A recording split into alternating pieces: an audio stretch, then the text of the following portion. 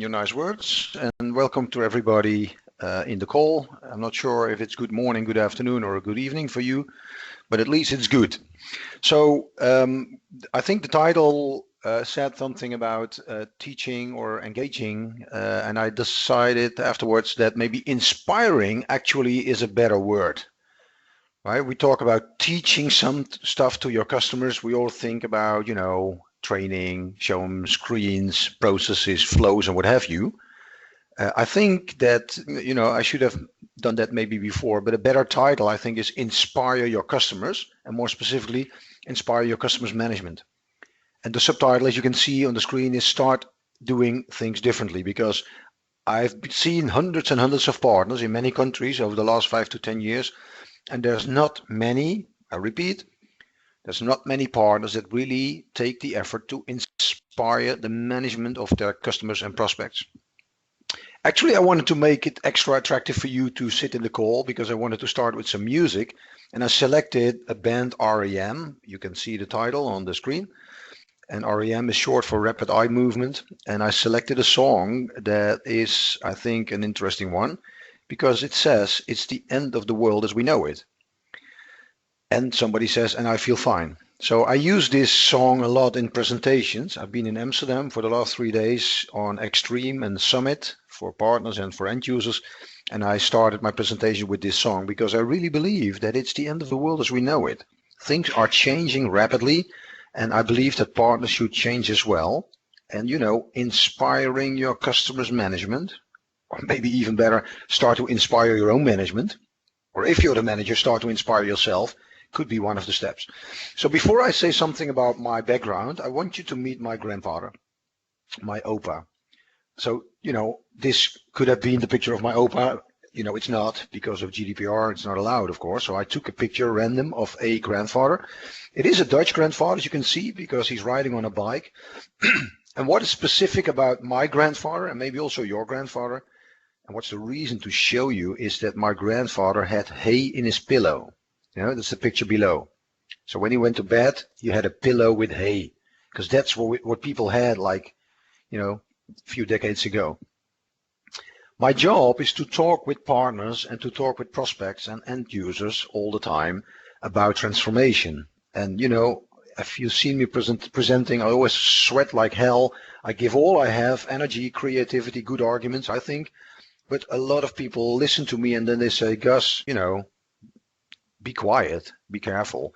We don't have to change because we're doing fine. We're in our comfort zone. And then they say, what we do is the same as my father because my father did it this way, my grandfather did it this way. In other words, a lot of people have difficulties to change. And I'm pretty sure in this call, a lot of people, if you're honest with yourself, you will admit that. So a few months ago, I decided to stop spending all the energy in bringing the best results, because in the end, nobody does something with it. So I changed my strategy. If somebody now says, my father, my grandfather, then my reaction is to say, my grandfather had hay in his pillow. And then I stop talking and just start staring at people. And in other words, this means so what? So what the F, so what? Right? And I think, during the call and hopefully afterwards in your business life, I hope you will remember my grandfather or your own grandfather, and start saying for yourself and to the people in your discussions, it doesn't matter that my father, had hay in his pillow 50 years ago, because we live now and we have to change now. Well, it was a long intro before I say something about myself. So my name is Guus Krabbenborg. Like Sander says, I've been more often in these QBS talks, QB shares and whatever QBS. So I've been spending all my life in business applications. I really focus on business training, business coaching, and inspiration. And some of you know, if Dutch people say inspiration, what they really mean is provocation, right? Because that's what it's end up. So in the next 40 minutes, minus a little bit, I hope to provoke you a little bit, right? And to, excusez le mot, screw your brains a bit so that you start thinking how things could be done differently. I've been active and still active for partners, but also for end users and prospects, right? And what I do more and more is to deliver them inspiration, right? And it could be called change management, that could be called digital transformation management, and so on. I'll tell you a bit more about that in a minute.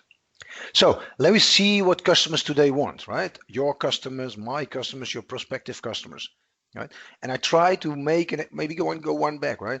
Think for yourself, how many people in your target group wake up in the morning, lying in bed, open their eyes, and the first thing they think is, today is a great day to buy a new ERP or a new CRM system. Think about it. How many people do it that way? I can't see your faces right now because the only thing that I see is, my face mirrored in my laptop, sitting alone in my room at home. But I hope there's a small smile on your face because we all know that that is not the way things go, right? Customers, most customers don't even want an ERP or a CRM system. What they want is improve their processes, make themselves better in competition, make their customers happy, be compliant, make more profit, get less cost, roll out to other countries, upsell and cross-sell, what have you. But there's really nobody who wants to buy ERP or CRM just to have an ERP or CRM system. So what I want to do is compare your solution and compare the wishes of your customer to improve their processes, to stay competitive, to survive, with the wish to lose some weight. Right? Imagine your prospect says, we're a bit too heavy, the owner, him or herself, or as a company, and what they want is losing weight. What I see partners doing really all over the world is offering great equipment. And you see a picture of a piece of great equipment on the left-hand side, right? Partners offer equipment, as in software, right? And the website of those partners and the proposal and the project plan and the company pitch and what have you are full of how great the functions and features of this equipment are. But as a prospect, you start wondering, okay, so I want to lose 10 kilo in a year, right? And my partner, offers me a piece of equipment, but, buying the equipment doesn't mean that I lose weight. It means that my bank account loses weight because I have to pay for the equipment, but then nothing happens.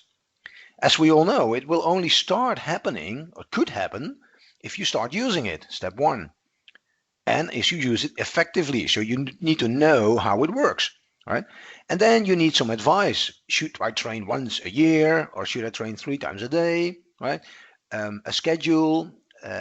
What if I, just tired and don't want to do it? Somebody who motivate me. Maybe I need somebody to control me because I know I don't have the discipline. Maybe I need nutritional advice. What should I eat? Or maybe better, what should I not eat? And so on and so further. Right? So if your ERP or CRM solution, if your Dynamics 365 would have been a piece of equipment, all you do is offering the equipment. And that's what I see most of you guys do. Yeah, you deliver software, and I know there's project management there, and I know there's consultancy, and some of you are addicted to also deliver customizations and training and what have you. My point is it's not enough to help your customer really change. And there are some smart partners that say, if the equipment's not enough, we have a plan B, right? So we can also propose this. But again, if you buy a piece of software and you don't use it properly or what it's meant for, or you use it in the wrong way, it doesn't help to sell some other stuff. So I know I've said this many times before in QBS talks, on events where you might have been, please stop selling licenses and services. Please start selling project success. And it says their project success, because please try to make them successful. Because if you only egoistic think about your own target and your own money flow and you don't care about them, then you might have a project success for yourself, but in the long term you will not be successful. I strongly believe you can only be successful in the near future via success of your prospects. So please, if you have a piece of paper, a laptop, I don't care, something else, maybe you write in the back of your hand with a pen, please write down what are the top 5 project success factors in your business today. I'll give you 1 minute. Please go ahead.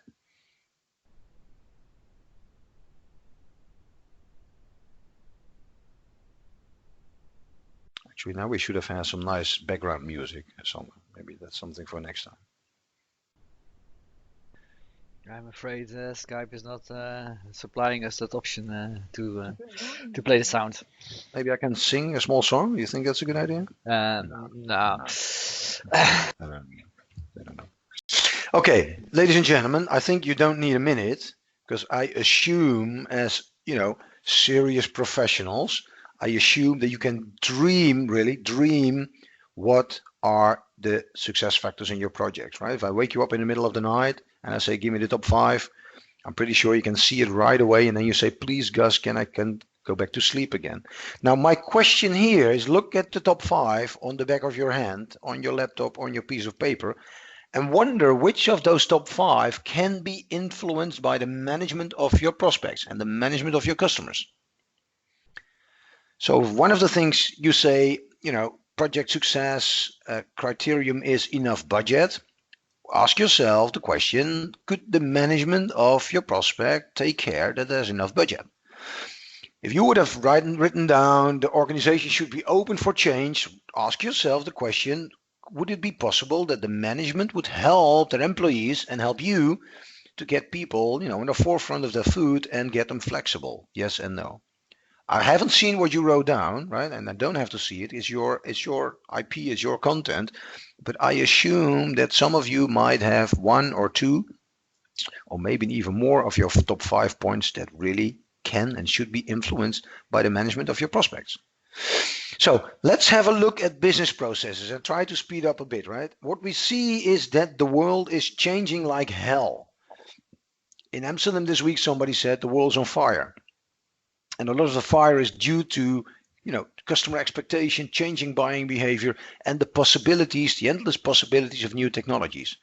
So a famous entrepreneur from the US, Jack Welch, he once said, if the rate of change on the outside exceeds the rate of change on the inside, the end is near. So in other words, if you believe that the market is changing faster than the changes within your own organization, than the changes in your own management, then the changes even in your own head for you as an individual person, Jack Welch says the hell is close. Think about it.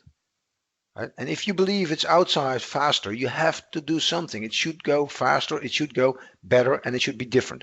Well, let's take a look at business processes. Imagine all the employees in your customer's organization get a sensor in their shoe. And then we try to follow and find out what they do all day. So we look here at the service process. You look here at the delivery process, at the manufacturing process, at the invoicing process, at the help desk call dispatching process. I don't care which process. And what I see over and over again is that business process really seems chaotic, right? My 16-year-old son, he's the youngest in the family. He would say, if I had to go from A to B, Daddy, I would take a direct line, right? It's cheap, it's fast, it's effective. And he says to me, if I open my own business soon, I won't be as idiot as people that have those business processes. I will have simple, agile processes, right? The question is, why don't you have simple and agile processes? Ever wondered why your processes look like they do? In other words, do you know why you work the way you work? Think as a partner. Why do you do your projects the way you do? How you develop software, how you dispatch service calls, how you invoice, how you sell, how you create leads, and so on. Any idea why it is? Tick, tick, tick.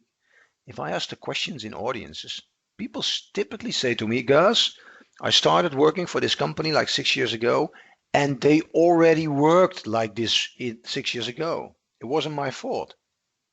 So most people don't know why they work the way they do.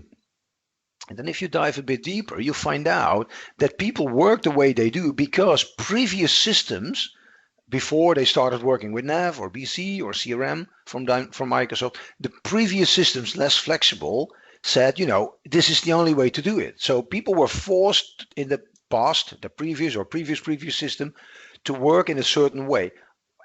Or they used to have employees who said by an implementation, well, if we don't change the process this way, I'll quit, or I don't want to go, or it's a veto. Most of the time there were people with a big mouth. I would assume could have been Dutch people, right? But in some organizations, those big mouth people already left the company, but still we don't change the processes. And then number 3 is the influence of the work council. In Dutch, Nederlands, ondernemingsraad. In German, betriebsraad. So that's a few people from all the employees that are involved in the important decisions. And up to today, ladies and gentlemen, it's still the case that if the management says, we want to implement a new piece of software, and they ask to the work council, what do you think? Most of them say, yes, of course, right? We have to do that, but two conditions. One, no job loss, read my lips, no loss of jobs. And two, don't change the processes, because then you get the employees out of the comfort zone. So, and then, question number 4, somebody in Amsterdam this week said, well, Gus, maybe our processes are as complex because they need to be that complex. So I stared at the guy and I said, are you sure? Or should I say something about the hay in the pillow of my grandfather? Now, we live in a fast changing world, nothing new for all of us. We have impatient customers. By the way, those customers are your boss today. They have the power. And in 2 mouse clicks, they find another competitor. They find an alternative for you, for me, for everybody. And this alternative has a great website. This alternative promises heaven on earth, and they say it's for half of the price. Well, we know that most of them have a long nose because they look like Pinocchio. They're lying like hell, but they seduce your customers if they're unhappy. We see that markets are transparent, right? People can compare and see the alternative choices. Loyalty is a word that was popular when my grandfather was a young guy, right? 50 years ago, 80 years ago. There is a share economy and we see new competitors. So the question is for you as a partner, but also for your prospects, are your current business processes still relevant? And can you survive the next 5 to 10 years if you want to implement something new with those business processes? And of course, the answer is that we don't know. Probably not. So I'm not sure if you do something in logistics or your customers do something in logistics, right? They produce something, but today's customers expect nothing less than same-day delivery, right? I want to buy it, I want to get it, right? Me and now, by the way, are the most important new magic words in buying behavior. Customers believe they are the center of the universe. They think that everything should be organized around them. That's the me part. And the now, I think I don't have to explain. So think about your prospect if they have or your customer, if they have a business process that it didn't change for 10 years.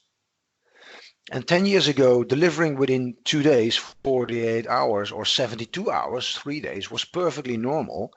And they still have the same business process. Imagine what happens if they re-implement, buy something new, or do an upgrade with you, and they take this old legacy business process with them. Well, one thing is for sure, if I was late buying the presents for Christmas, and it's the evening before Christmas, and I can compare, your offering looks great, cheap price, whatever it is, but the delivery takes through the 3 days, and your competitor, maybe more expensive, can deliver with the same day. I'm forced to do that because, my family will kill me if the presents are too late, right? So think about, the impact of not changing your processes, staying in your comfort zone, becoming business irrelevant. And I have to say it over and over again, systems are for the future. If you implement, if you change, if you upgrade, we should look to the future.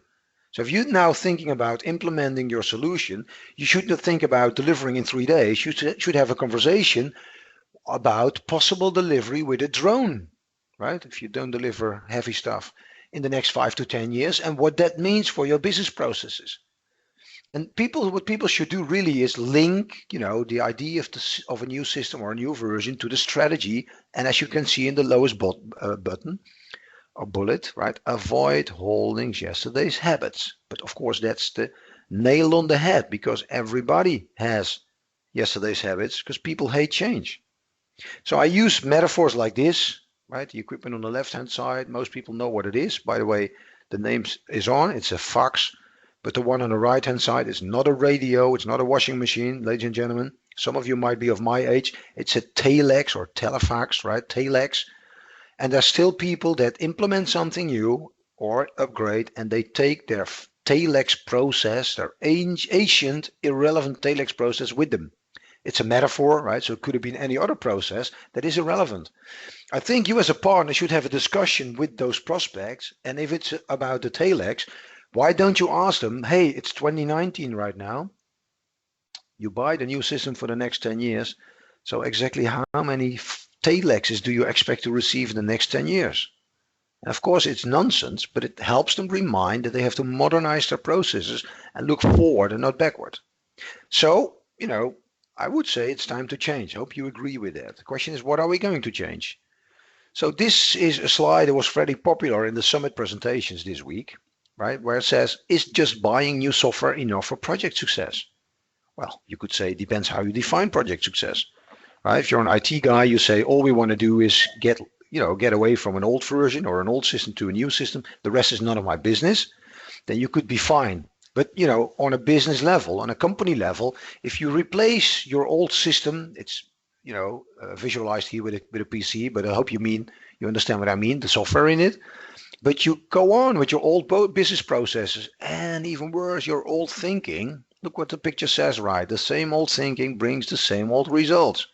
So replacing the software and don't do anything about business processes and about thinking, so not changing, is a waste of time and money. I know you all know this. I know you see this every day.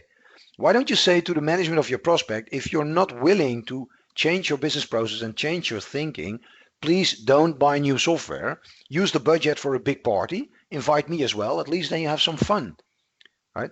Or go on with your old system, which is not integrated, user unfriendly, lose more customers, lose more money until you're motivated enough, not just to replace the software, but also modernize processes and thinking. Well, of course, the best example, or I should say the worst example, was a project that failed last year in Germany with a retailer called Lidl. They tried to implement SAP to replace a 30-year-old system. You heard me correct, 30. And they tried for 7 years to rebuild SAP. Well, you could say these are brave German guys, because that's not a small challenge, but really a big challenge. They spent 500 million and they didn't succeed, so they didn't go live. Interesting is the breakpoint was stock valuation, where SAP Standard, the retail solution from SAP, says we evaluate the stock against sales price or retail price, but the little people we used to do that against purchase price. And they said to their management, listen, our fathers did it this way, our grandfathers did it this way, so we don't want to change. And then I think the management of Lidl made the big mistake. They didn't say to them, change your habits. They didn't say, I know it will be painful for you, for a few weeks or months, but get used to the fact that we will stay close to the standard because that's better for the company. No, they did it the other way around. They said, here's 100, 200, 300 million. Here's 1,000 developers. Good luck. If you don't have enough money, don't hesitate and call us. And I come up with this point because, as you can see, stock valuation is completely, ladies and gentlemen, completely irrelevant for customers and shareholders. Most customers don't even know what valuation is. They don't want to know. They just want to do shopping for good prices. And shareholders want to have an efficient stock valuation. They don't care how it's done, but as efficient and cheap as possible, because then they can make more money. So here's a nice example where Lidl would have had a need for organizational change management, and we could not blame SAP because they delivered the system as was. I think we should blame the SAP partner who implemented this and sort of forgot to say to the Lidl management, wait a minute, this is the wrong way, right? Now, this is a well-known case because it's publicly, but I'm sure you all have, probably smaller than Lidl, you all have customers, mid-size and small and maybe even big, where you should have offered organizational change management. You could have avoided a lot of pain, problem, frustration, or even loss of customers.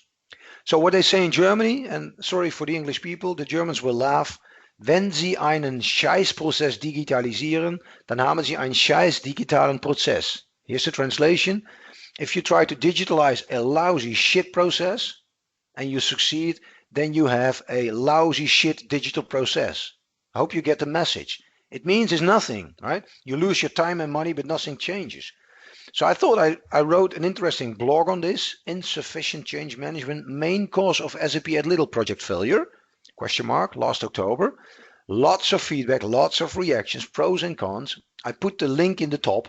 Please take some time out of your busy calendar. Try to read it, right? Read it 2 times, read it 3 times. If you want, feel free to share this with your prospects. If you want, make a slide of it for your next presentation and start debating with the management of your prospects and customers if what could happen, what could be their stock valuation breakpoint in the next implementation. Having said that, I think it's good to remind ourselves that we talk about software, business processes, and what have you, digital transformation, but in the end, we are in a people's business, right? And you can see 99% of all the computer problems are between the keyboard and the chair. Well, I think that's exactly the position where I am in now. Probably you are the same, so think about it. So if we think about implementing, yeah, we talk about blueprints, process, design, la, la, la, la, la. That's always the good part. But if projects fail, it doesn't have often much to do with the blueprint, but everything with the red print. And the red print shows us the emotions.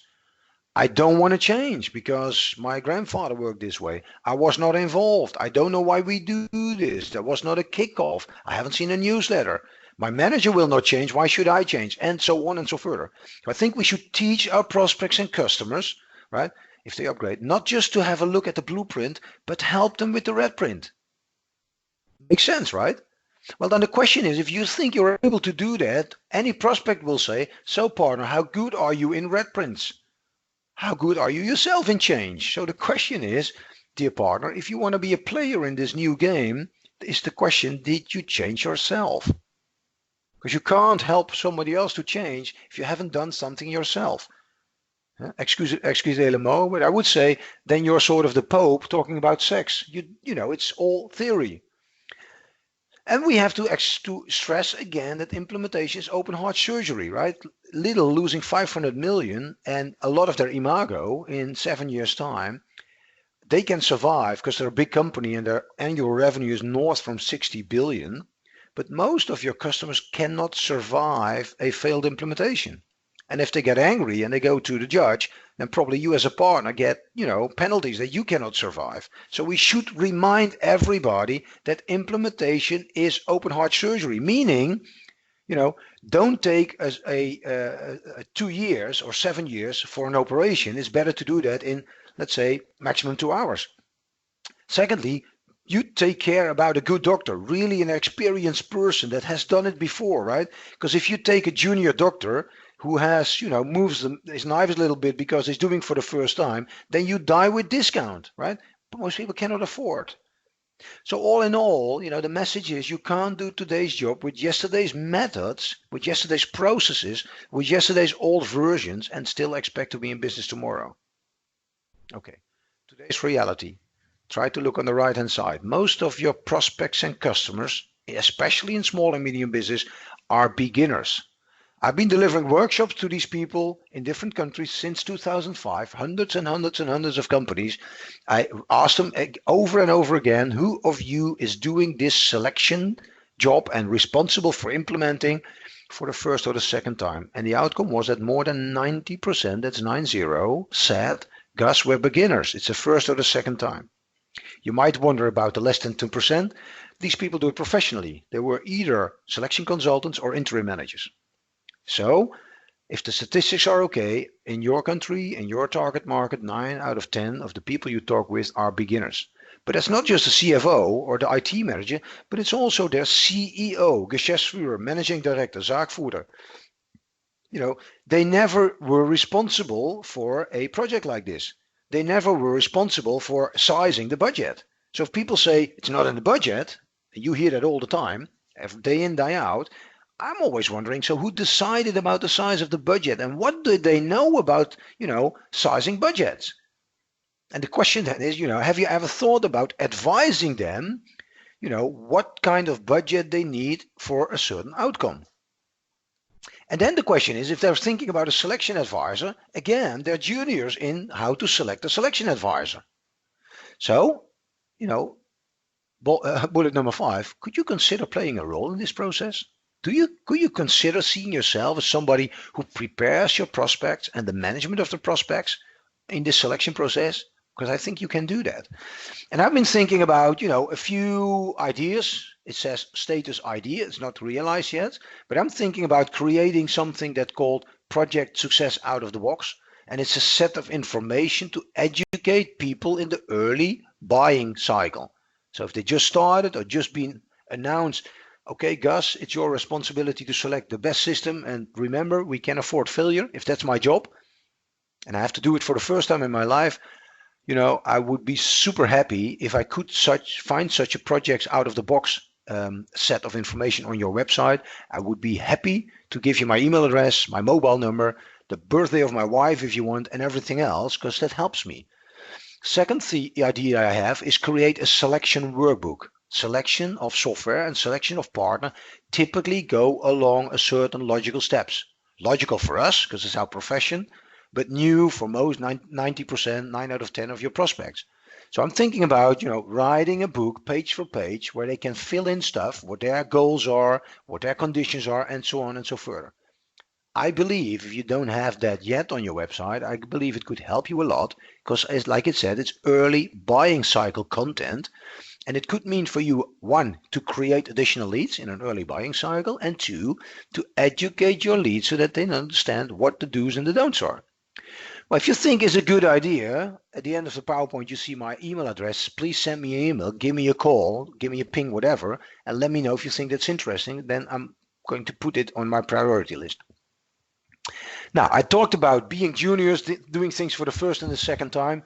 I think this is a great slide. When was the last time you did something for the first time? Because basically that's what's happening. If somebody is responsible for selecting, it's the first time they do it. And think about it for yourself, right? My wife started laughing when she saw this, right? I do have a respectable age on the meantime. So my wife says, haha, Gus, so what was the last time you did something for the first time, right? Challenge yourself. Think about it. Could be business, could be private. And how did you feel doing that for the first time as a junior? So I believe that partners could think of a new positioning, right? A changing positioning. And are you willing to take over a part of the external advisor's job? Because I see that the money you can make on projects under pressure, less customizations, less days, lower fees, right? You cannot make integration between ERP and CRM because Microsoft is going to deliver that out of the box, right? There will be easy peasy upgrades in the future, so you can't make the amount of money you do today with future upgrades. So think about, getting a role and taking a piece of the pie that goes to the external advisor today. Okay. And then, stop changing the software, start helping the customer to do that. And right, that's not easy because humans hate change and everybody says we've always done it this way, right? You get the greetings from my grandfather. So one more thing to say, the lady on the picture here is Cecilia Flombaum. She is Vice President at Microsoft for Business Applications. She was on stage yesterday in Amsterdam on the summit. And in the Directions event, EMEA 2018 in The Hague last fall, Cecilia said, inspiring customers and prospects is a must-have skill for those Dynamics 365 partners who want to be or stay successful in the near future. So I believe for many of the partners, this is sort of a new skill, right? You got a lot of skills, but they're traditionally in project management and, making designs and architecture stuff and help desk and what have you. But I think, you could do yourself a favor in developing the skill of inspiration. And if you then think about skills of inspiration, I think, as a sidestep, that partners should also consider changing their service portfolio, adding new additional service that you didn't have before.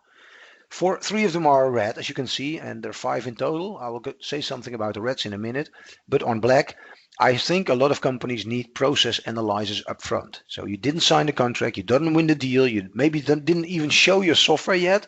But why don't you start offering, let's say, 2 days of interviewing with key users and a few management people about their processes, about losing customers, about SLAs, delivery time, what have you, and then try to challenge them and try to find ways for them to improve their business processes, right?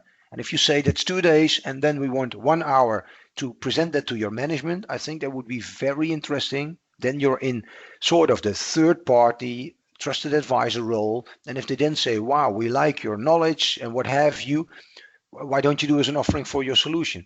The second one is end user adoption. That this becomes more and more important because most end users, drive your ERP or CRM car in the first gear, right? Nothing else. And they don't know how to use the rest. So I think you all should think about, getting more service around end user adoption. And then the 3 are red, supporting selection process, organizational change management, supporting the top management. And that's where I wanted to talk about. So I got 3 options for inspiration that we and QBS prepared for you. The first one is called ERP or CRM Masterclass. This typically is a workshop targeting to prospects, your potential customers, and even suspects, the phase before they become prospects.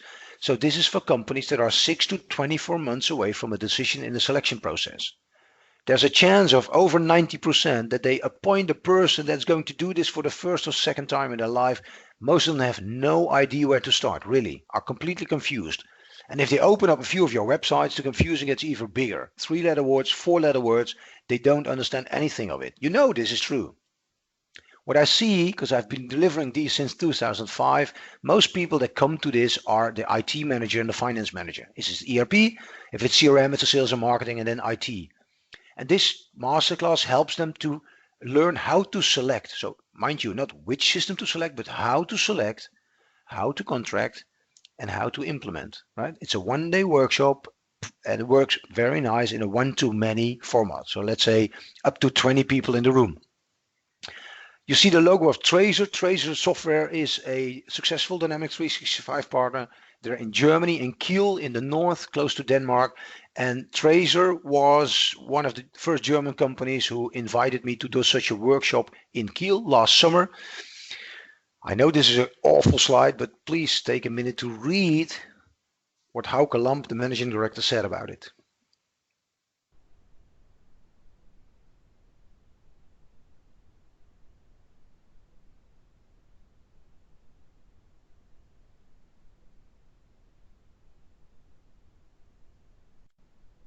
If you read as slow or fast as I do, then you should be in the end.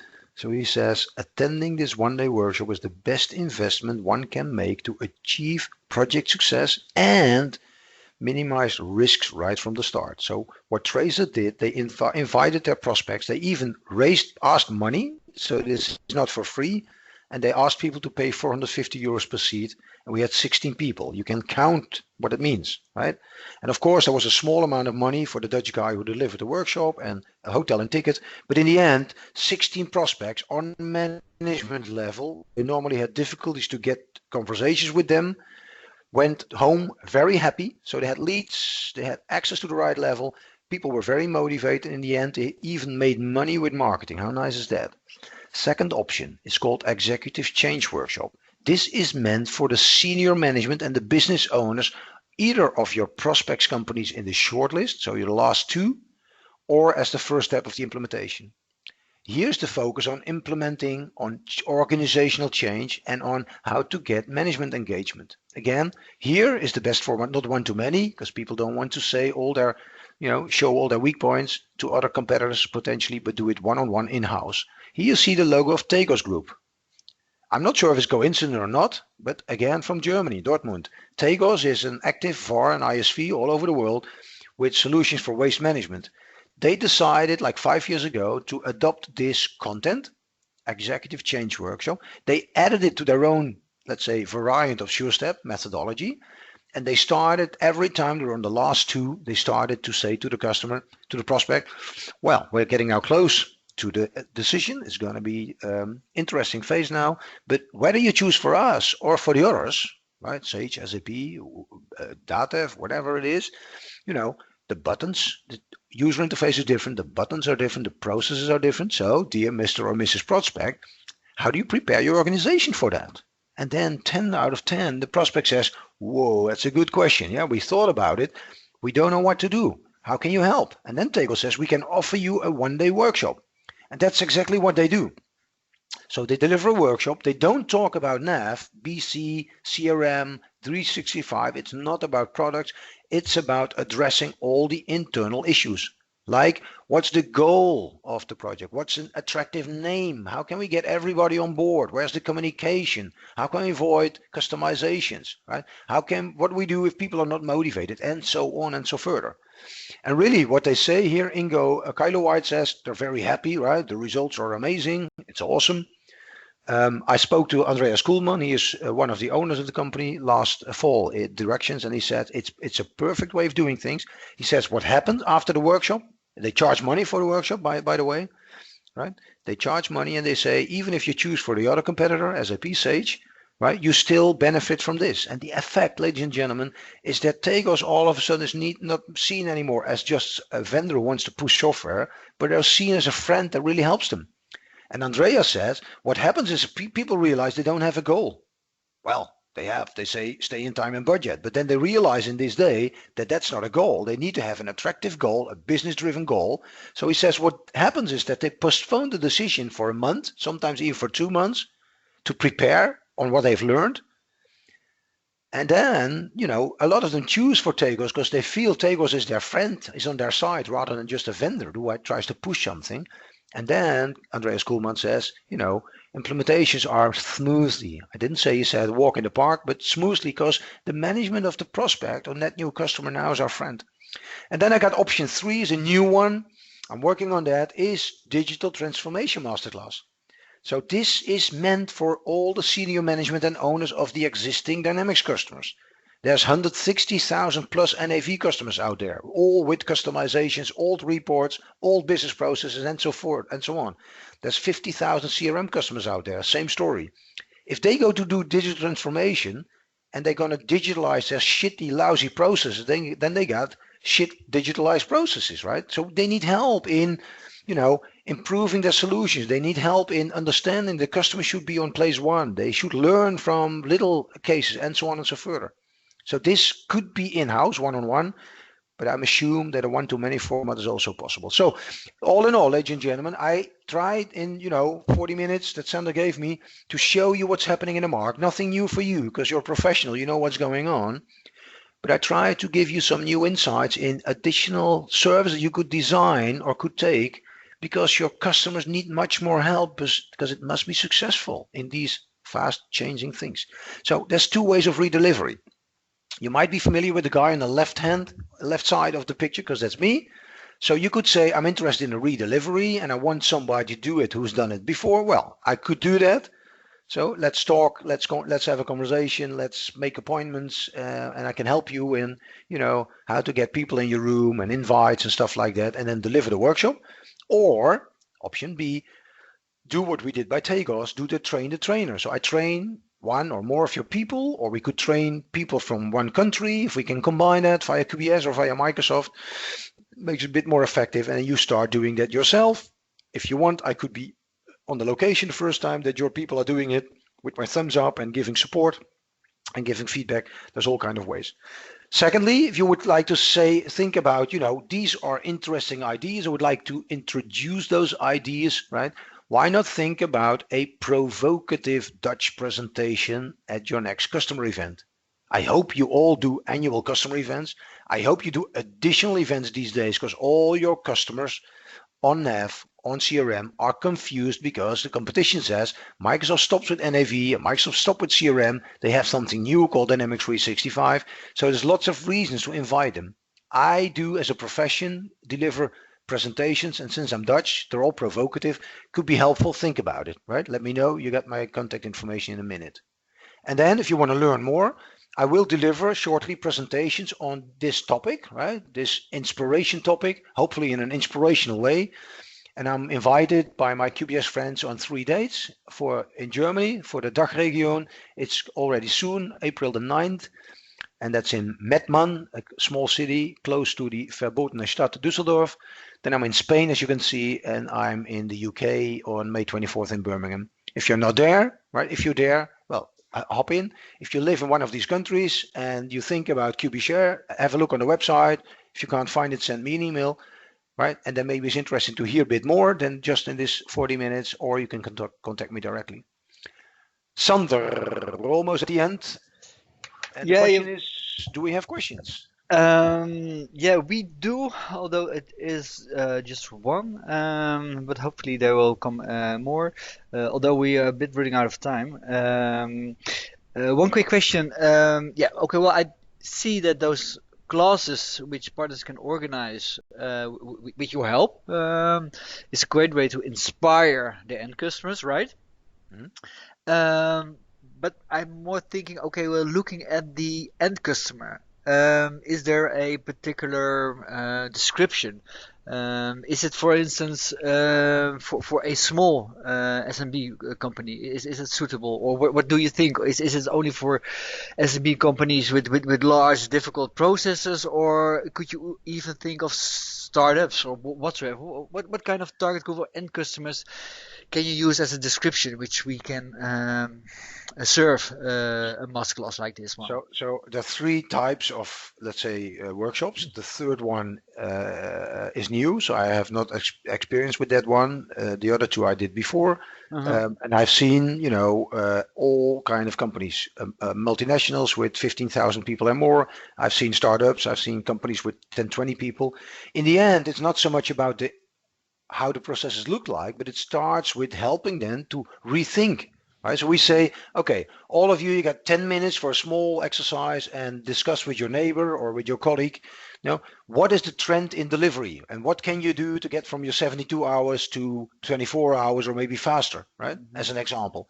And of course, then the multinational will have different answers than the startup, but it's provocative for everybody to start rethinking. So as a question on your answer, no, an answer on your question.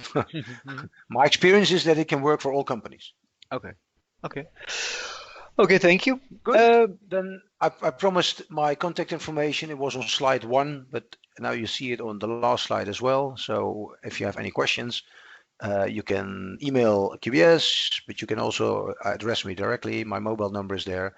So if you have any questions, always happy to help. Yeah. Sander, back to you for the finalization. Yeah, so for my understanding, so if a partner want to organize a partner masterclass or a masterclass for their end customers, they can send an email to your email address, right? Yep.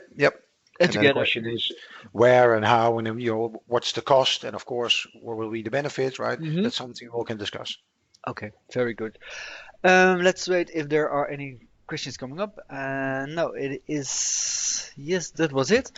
Well then. So then probably it was crystal clear, right? What I told this time. That's good. I think it's you have done a great job. Good. Very good, very good. Thank you so much, Guus, for your time, and for you all who are joining this webinar. Thank you so much for participating in this one, and hopefully we see you in the next QBS talk. Thank you so much, and goodbye. Have a great day. Bye bye.